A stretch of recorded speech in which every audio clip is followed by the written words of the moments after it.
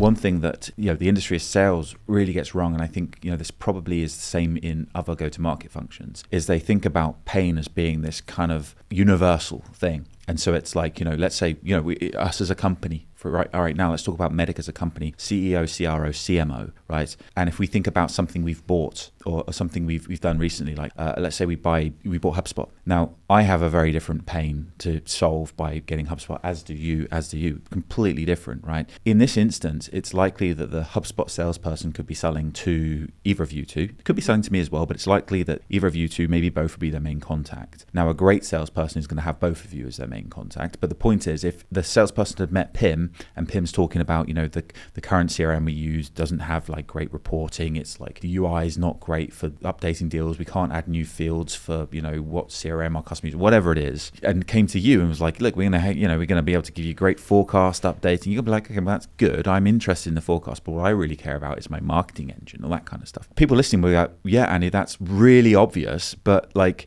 how many websites could we go on right now where it would actually really help me in that situation to sort of separate between two people that would be buying the same solution but have completely different pains, completely different solutions. And it's the same in the sales cycle. So that idea of value being the first pillar is really important, but it's not really a pillar. We shouldn't really call it a pillar because it directly overlaps with stakeholders in terms of who cares about what. And then the next pillar, again, we shouldn't call it that, is process, because different stakeholders are involved in different parts of the process, from the very first bit of interest through to managing the relationship with the customer that you've won. And so those three pillars, I'm going to stick with that. We need to come up with a new name. That's your job, by the way. They overlap, and it's like a Venn diagram. They're constantly just overlapping and changing. And that's the same for the sales process as it is for the positioning, as it is for like the market research, all that sort of stuff. I know I've said this before, but it's the classic, the old school marketing, like, right message, right person, right time. It's message, value, person, stakeholder, time, process. They just overlap perfectly.